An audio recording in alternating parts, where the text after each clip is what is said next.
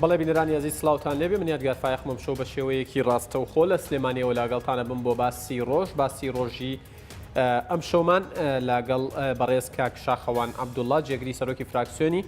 پارتی دیموکراتی کوردستان لە پارلەمانی عێراق مەبەستمە لەگەڵ جەنابیان لەسەر کۆمەڵێک پرس هەڵوەستە بکەین و هەوڵەدەین ئەو پرسیارانەی کە لە ڕۆژانی ڕابردوودا کردومانە کەمتر بچین بەلایەنە بۆ ئەوەی زانیاری نوێ بۆ بینەران بگوێزینەوە. سەرەتا بە باسی کەرکووک دەست پێەکەین ئەمانەوێت کۆمەڵێک پرسیار بکەین سەبارەت بە دۆخی کەرکووک و دۆخی خورمات و باس لەواکرێت کە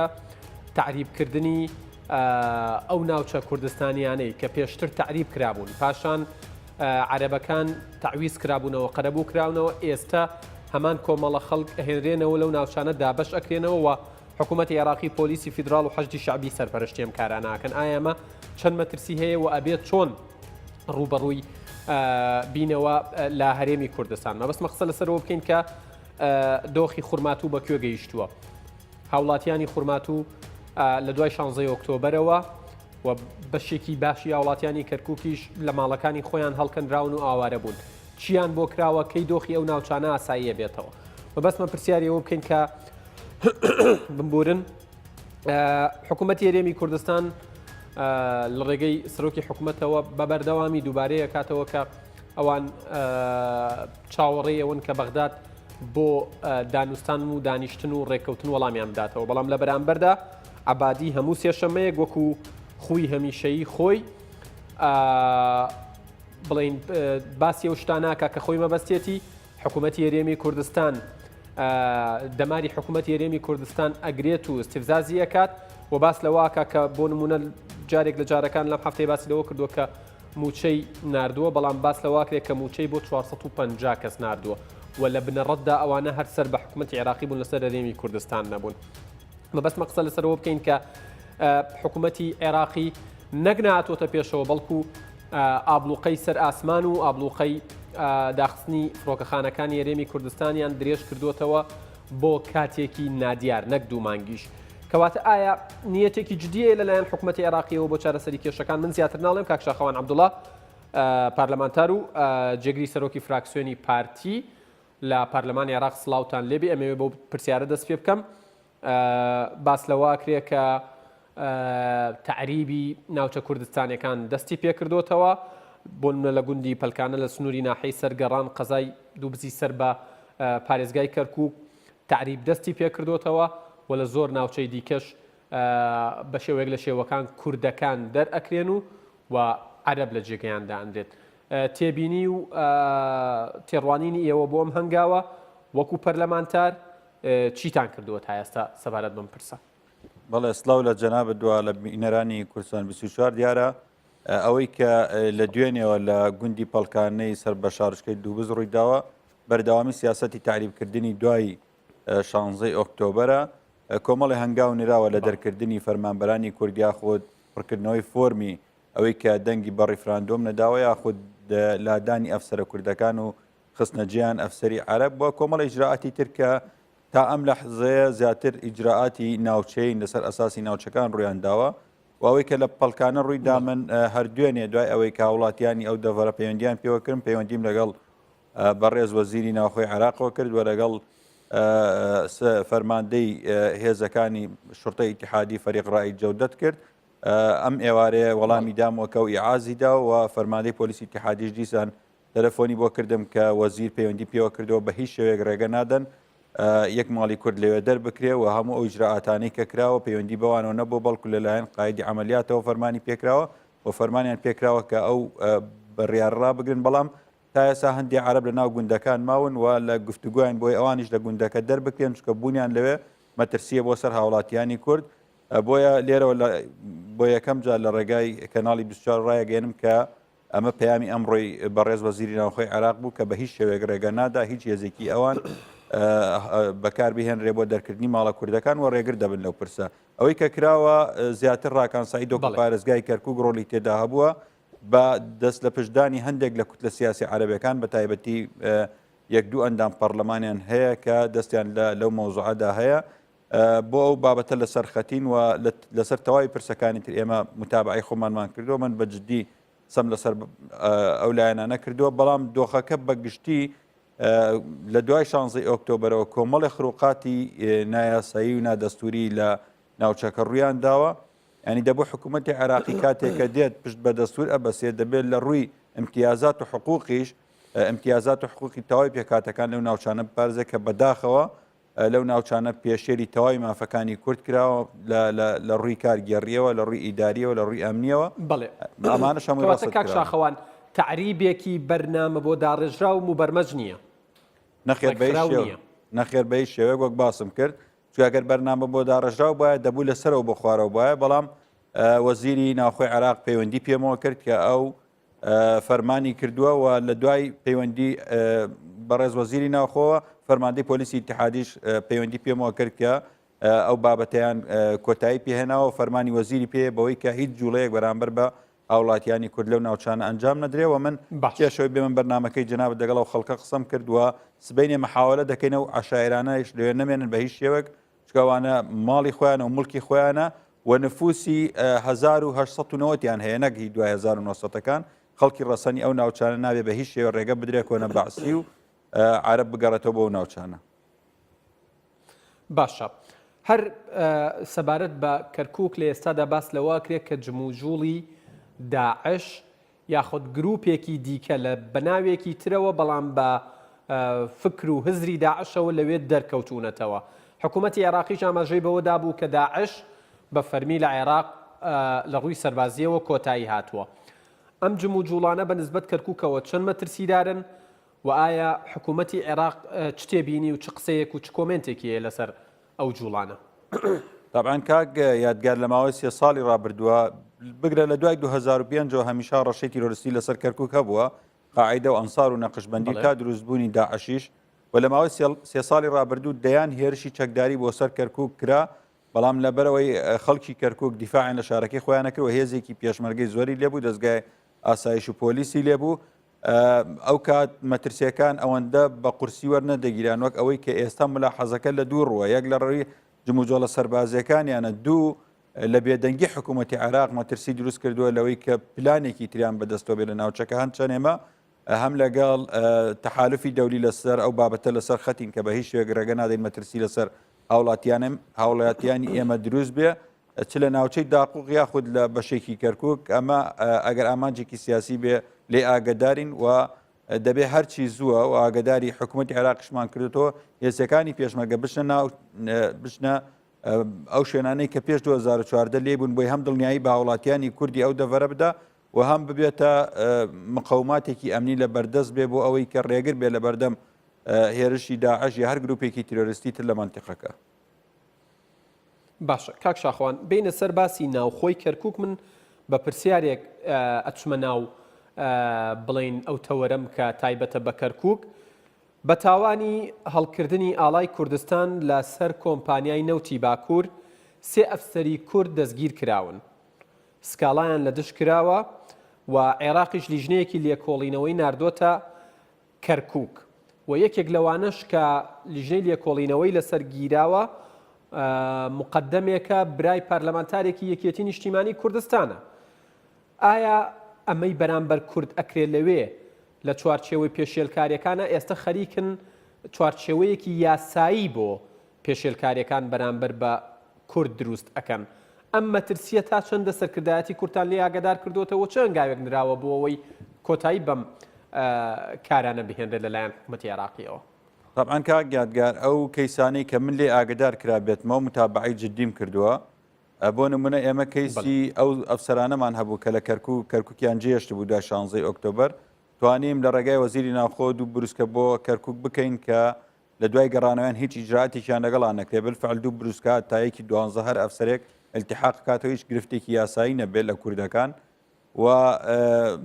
دیارە لە دوو ڕۆژی ڕابردووە دیسان مجلسی تحقیقیان لەسەر ئەو ئەفسەرانە کردوێتەوە و ئەمڕۆ هەر جگە لە باسکردنی بابەتی پەڵکانە لەگەڵ بەڕێز وەزیری ناوخۆ ئەوەشم باس کرد کە قرارە سبەی یا دوو سبەی بروسکەیەک بکات بۆی هەموو لیجانێکی تحقیقی لەسەر ئەفسەرە کوردەکان هەڵبگیرێ بەڵام هەرچی بابەتی ئەو برادرانەیە دیارە بە حکمیەوەی کە برایەکی ئەندامی پەرلەمان هیچ پەیوەندیەک بە من نەکراوە و بۆیش تەفاسیلەکەی نازانم بۆیە متابعەم نەکرەوە گینا زانیاریەکە ڕاستە بەڵێ زانیاریەکە ڕاستە بەڵام تەفاسیلەکە بە من نەدراوە بۆی کە متابعیان بۆ بکەم یاخود بەکاری خۆم هەڵسمەکو ئەندامی پەرلەمان وەکو ئەندامی لیژنەی ئاسایش و بەرگری. باشە سەبارەت بە دۆخی کەرکووک چه هەنگاوێک نراوە بۆ ئاساییکردنەوەی دۆخی شارەکە بۆ نمونەوەتانی ئەبینی پارێزگاری دانرا و سەپێنراوی کەرکووک ڕاکان کە خۆت ئاماژت بە ناویدا لە سەرەتای قسەکانتە ڕۆژانە بڕیار و ڕێنمایی سیر دەرەکات تەنانەت لە 12 ئەم مانگەیە ینی پێش 15 ڕۆژێک قرار و بڕیارێکی دەرکردووە بۆ ڕێکخراوە نێودەوڵەتیەکانیش کەسی لە 100 کورسی لە 100 عەرەبسی لە 100 تورکمان لە ڕیزەکانی خۆیانەکەوان وەڵامیان داوەتەوە کەوان لەسەر ئاستی لەسەر بنەمای لێهاتووی خەڵکدا ئەنێن ینی قسەکەی من ئەوەیە ئەم هەموو بڕیارە ئەدرێت هەموو بڕیار و بڵێن ڕێنماییەکانی پارێزگاری پێشووی کەرکووک کاک دکتۆر نەجمەدین ڕەت کراوەتەوە و ئیلغا کراوەتەوە بەڵام ئەبینی سەرکردایەتی سیاسی کورد خەمساردا یاخودۆک و پێویست ناچێتە پێشەوە لە پرسی کەرکووک. طبعاً کاک یادگار بابەتەکە ئەوەیە کە ئێمە خەمساردین وەکو نوێنەرانی کورد لە بەغدا وەکو پەرلەمانتاران وەکو وەزیرەکانیش ینی نابێ ئێمە لە مەسئولیت ڕابکەین من پێم وایە ئێمە وەکو پەرلەمانتاران ئەرکی خۆمانمان نبینیوە لە بەغدا تەماشای ئەوە مەکە لەسەر ئاستی شخصی من پەیوەندی بە وەزیرێکە کەم بۆی کە کێشەکە حەلکا بەڵام بۆ پرسە نیشتیمانەکان ئێمە دەبێت کۆدەنگیەکی سیاسی لە بەغدا دروست بکەین ڕاستە ئێمە ئەوە مانگێکە داخل کەواتە چۆن لە کوردستان پارتە سیاسەکان پەرتەوازن ئێوەش پەرلەمانتار و نوێنەری هەرێمی کوردستان لە بەغدا پەرتەوازن طبعاً بەداخەوە ئێمە زۆر جار مەحاولەی ئەومان کرد کە ئەو پەرتەوازەیە نەگەتە بەغدا چونکە بوون ئێمە لە بەغدا فەرقی هەیە لە کارکردن لەگەڵ هەرێمە ئێمە بۆ ئەوە ناچین داوای خەدەمات و شەقامێ قیر بکرێت لێرە یاخود ئاوەڕۆیەک بۆ ئێرە بهێنرێ ئەوەی کە ئێمە لە بەغداین لەسەر کۆمەڵێ پرسە مەوزوعی خاکە مادەی 140 مەوزوعی بودجەی ساڵانی هەرێمی کوردستانە پرسە نەتەوەیەکانە ئەمانە دەبێ ئێمە یەکدەنگ بین لە گوێ بەوە نەدەین کە لێرە خلافاتی سیاسیمان هەیە من پێم وایە کارتی زۆر بەهێز لە بەردەم ئەندامانی کورد و وەزیرەکانە ینی مای شەرمە ئێمە وەزیرمان هەیە لە دانیشتنی ئەنجومەنی وەزیران سزای خەڵکی کوردستان دەدرێت دەنگە دەنگێک دروست نابێت شەڕێک دروست نابێت دەرچوونێک لە کۆبوونەوەی ئەنجومەنی وەزیران نابێت بەڵام باس لەوا کرێ وترێت لە دوای 16 ئۆکتۆبرەوە عێراق مامەڵەی براوە و دۆڕاو لەگەڵ هەرێمی کوردستانەکە و کورد هیچ کارتێکی نییە تۆش ئاماژە بەوادێک کە هێشتا کارتمان بەدەستەوەیە ئەکە زیاتر ڕوونیکەیتەوە ئەو کارتی فشارانەی کورچین طبعاً ئەوە ئێمەین خۆمان بە دۆڕاوەزان نەگینا لە واقعا ئێمە کارتەکانمان لە بەردەستن ینی بۆ نمونە کورد دەتوانێت سەح بکاتەوە لە کابینەکەی عەبادی بۆی کە ئەم کابینە سیاسەتێکی دوژمنکارانە بەرامبەر بە خەڵکی ئێمە بەکاردێنێ ینی نا وەزیری ڕۆشنبیری و نەوەزیری با بڵێن کۆچ و کۆچبەران کە لە ئێستایە کوردن ئەمانە هیچیان لەبەر شان و شەوکەت و قیافیان نەبوونەتە وەزیر بەڵکو لەبەرەوەی ئیستحقاقی کوردە ئەو منسەبانە دراوە بە کورد لە حسەی کورد چوونەتەوە جێگا نابێت لە کۆبوونەوەی ئەنجومەنی وەزیران ڕێگە بدەن عەبادی بڕیار دەربکەوە کە دەری کرد دەبوو دەرچن لە دەروی ئەنجومەنی وەزیران مؤتەمەرێکی سوحوفی دەرکەن و لە دژی بڕیارەکان بکەن و تەحەفوز بنووسن و تەحەفوزەکەشیان بدەن ئیعلام ئێمە تەحەفوزمان لەسەر قەراری عەبادی هەیە دراوە لەلایەن عەبادیەوە کە وەزیرە کوردەکان لەوێ حەزوریان هەبوو و بێدەنگیان هەڵبژاردووە بڕیاری تەمدیدکردنی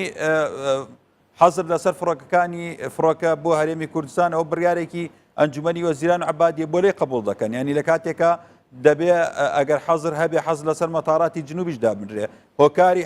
حەزری تەیران لەسەر هەرێم چییە ینی هیچ مبەڕێکی یاسایی نیەوە لە دەرەوەی یاسا و تەعاملاکە بۆیە دەبێ وەزیرەکانی ئێمە هەڵوێستیان هەبوو ئێمە شۆک و پەرلەمانتارەکان دەبێ ئێمە لەگەڵ سەرۆکی کۆمار وەزیرەکانە بەڕاستی کۆبوونەوەیەکی گشتگیر بکەین لە دوای سێمان کە دەگەڕێنەوە بۆ بەغدا کۆبوونەوەیەکی فراوان بکەین من پێشنیار دەکەم بچین لە دووس خورمات و بڕیاری سەحب بدەین ئێمە بڵین لەبەر ئەوەی خەڵکی ئێمە بەم شێوەیە ئیهانە کراوە سوکایەتی پێکراوە ماڵی ڕوخێنراوە و ئەم حکوومەتە تعبیر لە کۆی عێراقیەکان ناکە بڕیارماندا بە پاشەکشەیەکی مەرجدار لە حکوومەتی عێراقی و لە پەرلەمان بکشێنەوە تا ئەو کاتەی هەموو مجتەمەعی دەولی دێتە سەرخەت و بە تایبەتی ئەوانەی کە پشتی کوردیان بەردا لە پێناو سەرخستنی عەبادی ئەو کاتەوان مەجبور دەبن دێداوا لە کوردەکەن بگەڕێتەوە پەرلەمانی عێراق لە بەرامبەر جێبەجێکردنی داواکانی خەڵکی کوردستان ئێمە چه فشارێکمان لەسەر حکوومەتی عێراق داناوە بوونی ئێمە ئێستا خەریکە بێتە مای شەرمەزاری بۆ ئێمەی پەرلەمانتاران لە بەغدا ینی ئێمە جگە لە ئیمتیازاتی خۆمان هیچ شتێکمان نەماوە بۆ خەڵک بیکەین من دووبارەی دەکەمەوە لەسەر ئاستی تاک پەرلەمانتار هەبووە کۆنتاکی لەگەڵ وەزیرێکا کردووە ئیشێکی شخصی کردووە مای دەستخۆشیە بەڵام لەسەر پرسە نەتەوەیەکان ئێمە هەڵوێستێکی ئەوتۆمان نەبووە ئێمە هەڕەشەمان کرد لەسەر پرسی بوجە گەر بوجە نەکرێتە حەفدە ئێمە سەح بکەینە باشە بۆ لەسەر دووس خورمات و کەرکک سەحب نەکەین و کە دەیان ئینتیهاکات لە دژی خەڵکی ئێمە ئەنجام درا لەسەر ئەوەی دەستگای NRT داخرا حکوومەتی عێراق و ڕئیس وزەرا و هەموو بەرپرسانی بەغدا بەجواباتن بەڵام پەیامنێری ئێمە لە ناو داقوق شەهید کرا لە پێش منداڵەکانی دەیان میدیای بیسرا و بینرا و لە خانەخیندا دەگاتە کەرکک بارگای رادیۆ تەلەڤیزیۆنی پارت و لایەنە سیاسەکان داخراون هیچ هەڵوێستێکی نەبوو کەواتە ئەوە زوعفی ئێمەی نەمانتوانیوە کۆدەنگیەک دروست بکەین و نەمانتوانیە فشار لەسەر عەبادی دروستکەین کە بەسە ئیتر تاوان بەرامبەر بە خەڵکی کوردستان ئەنجام مەدە یعنی تاوانی بڕینی ڕزقی خەڵکی کوردستان هیچی کەمتر نییە لە ئەنفال ینی ئەویش شاخەوان ئەوەی کە تا ئێستا بەرپرسانی کورد لە بەغدا لە سەرۆک کۆمارەوە لە جێگری سەرۆکی پەرلەمانەوە لە وەزیرەکانەوە لە بەڕێوەبەرە گشتیەکانەوە تا ئاگاتە پەرلەمانتارەکان هەڵوێستیان وەرگرتووە بۆ ئەوە ناگەڕێتەوە کە ئێوە لە بەغا موچەی خۆتان وەرەگرن و کێشەیەکی ئەوتۆی مادیتان نییە وەکو کورد ئەڵێ سکی تێر ئاگای لە سکی برسی نییە بۆیە سەرۆک کۆمار و وەزیرەکان و جێگری سەرۆکی پەرلەمان و پەرلەمانتارەکان و بەڕێوەبەرە گشتەکان هیچ هەڵوێستێک وەرناگرن و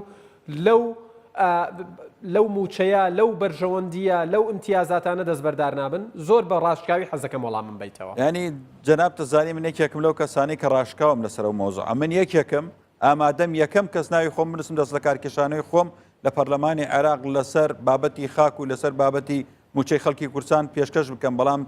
تەنها شەخسێک ناتوانێت ئەو هێزە دروست بکاوە بێتە ئەوەی کە میدیای جیهانی و دەوڵەتان بێنێتە سەرخەت بۆ ئەوەی کە دیفاع لە قەزەی تو بکەن من پێم وایە تەواوی لایەنە سیاسیەکان دەتوانن بایکۆتی دانیشتنەکان بکەن سەحب بکەن لە پرۆسەی سیاسی تا و کاتی داواکانیان جێبەجێکرێ ئەو کات لە جیاتەوەی ئێمە داوا لە بەغدا بکەین بێتە سەرخەت بەغدا ناچار دەبێ ئەو دەوڵەتانی کە دامی عەبادی دەکەن بۆمانەوە بۆ پرۆسەی تر بۆی شەرمەزار نەبێت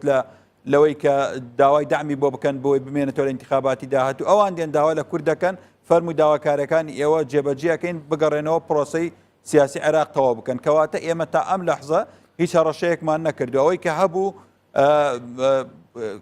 چەند ئیمزایە کۆکرایەوە بڕیارێک درا کە لە سی مانگ سیوەکی 11 خرایە جەدوەلەعمال بۆ ئەوەی کە لیژنەیەکی لێکۆڵینەوە دروست بکرێ بۆ ڕووداوەکانی دروست خورمات و بەڵام ئەویش خرایە دوایین بڕگەی بەرنامەی کارەوە کە بەیانەکەشی ئۆتڵی تەشریعی دەست پێکرد بە قەستی بۆ ئەوەی دەنگی لەسەر نەدرێ من پێم وایە ئێمە توانینەکو پەرلەمانتارانی بەغدا و من یەکەم مبادرەی من لێرەوە ڕایەگەێنم کە نووسراوێکم ئامادە کردووە یەکەم ڕۆژی گەڕانەوە بۆ بەغدا ئاراستەی بەڕێ سەرۆکی کۆمار و وەزیر و پەرلەمانتارەکانەکەین کە دەست لە پۆستەکانمان بکشێن و یاخود سەحب بکەین لە پرۆسەی سیاسی عێراق تا ئەو کاتەی موچەی خەڵکی کوردستان لەلایەن بەغداوە دەدرێ تا ئەو کاتەی حەزر لەسەر فڕۆکەکانی مەتارەکانی هەرێمی کوردستان نایێنێ ینی خەڵک هەیە پەرلەمانتاری گەلێک لە ئێمە کەمترە بەڵام فشاری بە قووەترن لەسەر دەسەڵات لە ماوەی چەند ساڵی ڕابردووە بینیوانە ئێمە 65 ئەندام پەرلەمانی جگە لەوەی کە عەدەدمان زۆرە تەمسیلی مکەونێک دەکەین کە لە عێراقا بەبێ ئەو مکەونە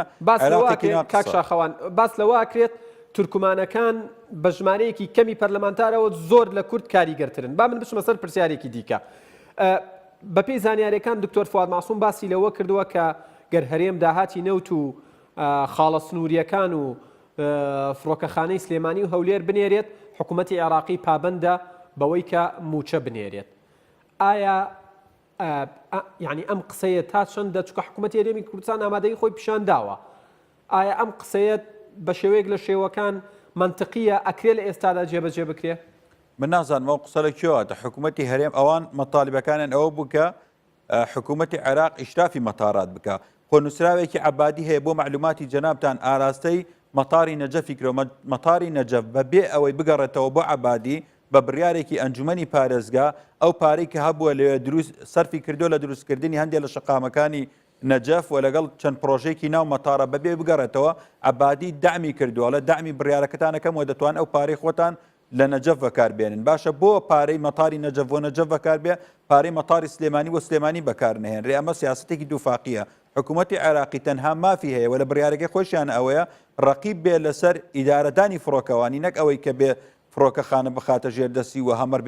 بێتە ناو فڕۆکەخانەکانەوە ئەوەی کە هەیە سوڵتەی تەیڕانی مەدەنی دەبێوان ڕەقیبیان هەبێ و حکوومەتی هەرێمیش ئیستعدادی دەربڕیەوە دەتوان فەرمانبەر بێن و پێش ڕووداوەکانی 16 ئۆکتۆبەری چەند جارێک لیجان هاتوۆتە هەردوو مەتاری سلێمانی و هەولێر تەفتیشیان کردووەوە بە مەتارە سەرکەوتوەکانی عێراقیان لە قەڵەمداوە خێرە ئێستا مشکلیان هەیە بۆیە ئەمە زیاتر بیانووە چکە تۆ ئەگەر دێ ئەو سیاست لە بەرامبەر هەرێما تطبیقەکەی دەبێت لە بەرامبەر نەجەفیشا تطبیقەکەی و لە بەرامبەر مەتاری بەسڕەشا تطبیقی بکەی. ئەمە زیاتر چۆنەڵی بەدەمەوەگردنی ئێمەیە و بیانودانە بۆ ئەوەی لێمان نزیک نەبێتەوە. من وەک باسم کرد دەبێت ئێمە کارتەکانی خۆمان بەکار بێنین، یەک دەنگی و یەک هەڵوێستی ئێمە باشترین کارتی فشارە بۆ سەر حکوومەتی ئیتیحادی. کاک شاخەوان هەندێک کەس هەندێک چاودێر تەنانەت لە سایتە عەرەبیەکانی شێندەی من لە تویتەری شێندەی بڵین تویتیان کردووە ئاماژە بەوادن ئەڵێن بۆیە عەبادی هێندە بێباکە بەرامبەر بە هەرێمی کوردستان، بۆیە هێندە فوی کردوتە خۆی و هێندە لە خۆباییە چونکە دڵنیایە ئەمریکا دەست ئەدا لە پشتی و خولی داهاتوش سەرۆکوەزیرانی عێراق بێت. ئایا ئەمە لە واقعی شەقامی عێراقیە ئەگەرێکی بەهێزە یان ئەگەرێکی لاوازە؟ نەخێر بابەتی بوغرایی عەبادی ئەوەیە کە لە خۆبایی بوونی عەبادی بۆەوە دەگەڕێتەوە ئەو پێی وایە هەم شەڕی داعش و هەم گەڕانەوەی ناوچە کورسانیەکان لەسەر دەستی ئەو بووە. وەڵامی من بۆ ئەوەیەوە لە زۆر لە میدیا عەرەبیەکانیش باسم کردووە بەبێ پێشمەرگە و بەبێ کوردنەی دەتوانانی سەرکەوتن لە مووسڵ ئەنجام بدات، چونکە هەمیشە داعش خەتی یەکەم خەتی سەدی یەکەمی بەهێز بووە کە پێشمەرگە شکاندی لە گوێر تا دەگاتە سەدی مووسڵ و لە شەڕی با بڵێن ناوچە کورسانەکانیش ئەگە خیانەت و دەستی ناوخۆی کورد نەبووە دیسانەی دەتوانی بە ئاسانی بێتە کەرکووک، خۆ بۆ نەیتوانی لە پردێ بستێ بێتە پێشەوە، بۆ نەیتوانی لە سەحێلا بستێ بێتە پێشەوە. کەواتە وەڵامی ئێمە بۆ ئەوەیە وازدە و بوغرایی و چۆنەڵی گونڕایی خۆت بێنە ئەوەی کە هەبووە دەستکەوتی ئەو نەبووە بەڵکو لە هەردوو لاسوودی لە کورد وەرگردووە. پێم وایە باجەکەشی دەدا عەبادی ئەگەر تەنها ئێمە لە ناوماڵی خۆمانەکو کورد یەکدەنگ و یەگەڵوێز بین هەڵ بدەین لە هەرێمی کوردستانە کۆمەڵێک خەلەلمان هەیە عیلاجی بکەین چارەسەری بکەین، بابەتی گەندەڵیە بابەتی بەفیڕۆدانی سەرۆت و سامان ئەمان هەموو ڕێک بخرێتەوە، تەنزیمکردنی هێزی پێشمەرگەیە، بتوانین اعتیماد نەکەینە سەر حکوومەتی ئیتیحادی بەو داهاتەکەمەی کە هەمانە بتوانین ئیدارەی پێ بکەین و موچەی خەڵکی خۆمانی پێدابین بکەین لە بەرامبەردا ئێمە کارتەکانی ترمان لەسەر زەوی و لەسەر خاک بێک نەک لەسەر ئەوەی کە هەموو جارە داواکاری ئێمە بۆ پارە و بۆ مەسائلی نەوت بێ. باشە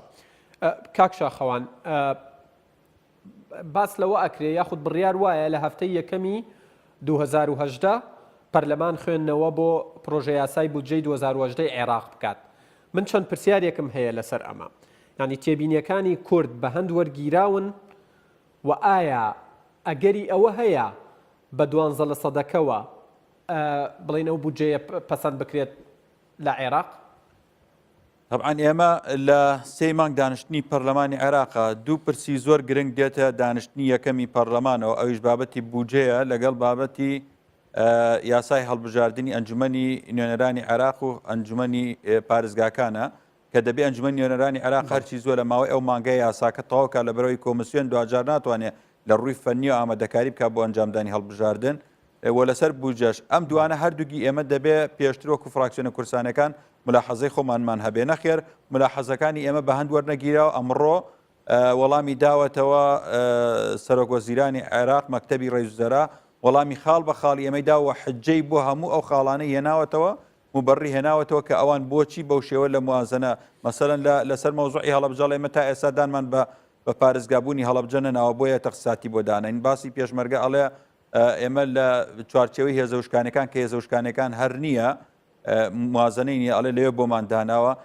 کە دێتە سەر پرسەکان دەڵێ لە ١٧ ئێمە دانانین لەسەر نزبەی سوکانی کە تعداد نەکراوە وەڵامی هەموو خاڵەکانی کوردی داوەتەوە یەک خاڵی بە ئەرێنی وەرنەگرتووە کەواتە ئەوەی کە هەیە وەکو خۆی هاتووە کەواتە هەموو داواکاریەکانی کورد ڕەت کراوەتەوە لە هەموو ئەو بڵین داواکاری بۆ گۆڕانکاری لە پرۆژە یاسای بودجەی 2010 عێراق کە بەرژەوەندی کوردی تیا بووە هەمووی ڕەت کراوەتەوە هەمووی ڕەت کراوەتەوە بە وەڵامدانەوە مەسەڵەی خاڵی فڵانتان کە باسی فڵانەکەن وەڵامەکەی ئەمەیە واتە مبرری بۆ ئەو خروقاتانەی هێناوە کە مەسەن لە باسی پارێزگاکان ئەڵێ لە ڕاستە باسی پارێزگاکانمان کرد بەڵام تێکڕا دەچێتە قانونی موازنەی هەرێمەوە کارێ مناقەشەی ئەەکەین ینی مبەراتی بۆ هەموو خاڵەکان نەبوون هیچ ڕێژەیەکیش بۆ هەڵەبجە دابنێن هیچ ڕێژەیەک و بەسەریحی هاتووە لە تای ساعترا پێ نەکراوەکو پارێزگایەک دیارە ئەمە وەڵامەکانی ئەوە بابەتی دووەم کە ئەوی زۆر گرنگە بابەتی یاسای هەڵبژاردننی پەرلەمانی عێراق و ئەنجومەنی پارێزگاکانە ئێمە وەکو کورد دەبێت لەسەر بابەتی یاسای هەڵبژاردننی ئەنجومەنی پارێزگاکان کە تەنها یەک مادەی ماوە تایبەتە بە کەرکووک ئیتیفاقی لەسەر بکرێ بە شێوەیە بێ کە زەرر نەکەین هەڵبژاردن لە ئەنجومەنی پارێزگا بکرێ و بابەتی ئەنجومەن نوێنەرانی عێراقیش ئێمە دۆخێکی نەخوازرا و لە دوای 16 ئۆکتۆبەر ڕوویداوە ئەگەر بێت و ئێمە لە یاسایەکەیە کۆمەڵێک بڕگە دەستنیشان نەکەین وەکو زەمانکردنی دەنگدانی دەنگدەرانی ئێمە ئەوانەی کە ئێستا لە دەرەوەی کەرکووک و دەرەوەی دووزیشن ئەو کاتە تعدایەکی گەورە لە دەنگدەری ئێماکە ڕەنگە زەمینە لە بار بێ بۆ ئەوەی کە دەنگ دوو پرسیارم ماوە گەر بکرێت لەسەر یەک زۆر بە کورتی وەڵامم بیتەوە چکە کاتم تەواو بۆ سوپاس دەکەم ڕێژەی 12% بۆ کورد لە بودجەی عێراق جێگیر ئەکرێ و پەسەند ئەکرێ ئایا ئەمە پرسیاری یەکەم پرسیاری دووەمیشم باس لەوە ئەکرێ کە لە ئایار هەڵبژاردن لە عێراق ناکرێت زۆر بە کورتی وەڵامم بیتەوە سوپاس دەکەم طبعا لەسەر دوانزەکە وەک باسم کرد و بەڕیە ناوەتەوە دیارەوەکو خۆی ئەوەی کە هاتووە دەستکاری ناکرێت ناکرێتە ڕێژەوە بە 170 ئەوی تریش مەوزوعەکە لەسەر ئەوەیە کە ئەگەر ئێمە قانونەکە نەتوانین تێ بپەڕێنین لە ماوەی دیاریکە و لە ڕووی فەنیات و تووشی شکالێت دین و ئێمە و سنە کێشەی نازح و ئاوارەکانمان هەیە کۆمەڵی متەدەڵەباتی ترمان هەیە بەڵام باس لەوە ئەکرێت کە عەبادی سونەی ڕازی کردووە کە دەنگ بە بودجە و پەسەندکردنی بدات پرسیاری دووەمم کاک شاخەوان لە ئایار ئەوتری هەڵبژاردن ناکرێت تا چەندە ڕاستامە وەک باسم کرد تا ئێستا مەتاڵیبی سونە و کورد جێبەجێ نەکراوە لە بابەتی ئەنجامدانی هەڵبژاردن هەردوو ئەوان پیان وایە دەبێت ئاوارەکانن بگەڕێتەوە شوێنی خۆی ئێمەش پێمان وایە دەبێت دۆخی ناوچە کورسانەکان ئاسایی بکرێتەوە دەبێت زمینە لە بار بکرێت بۆ ئینتیخابات بکرێت گینا بەو شێوە ئینتیخاباتێکی سەلیم نابێت بەڵێ کاک شاخەوان عەبدوڵڵا جێگری سەرۆکی فراکسیۆنی پارتی دیموکراتی کوردستان لە پەرلەمانی عێراق سوپاس بۆ ئەم دەرفەتە سوپاس بۆ زانیاریەکانت زۆر سوپاس بەڵێ بینەرانی عەزیز باسی ڕۆژ کۆتایی هات تا باسی ڕۆژێکی دیکە لە هەفتەی داهاتوو پشتیوان بخوا ئێوە و کوردستان لە ئەمانەتی خوا دەبن کاتێکی خۆش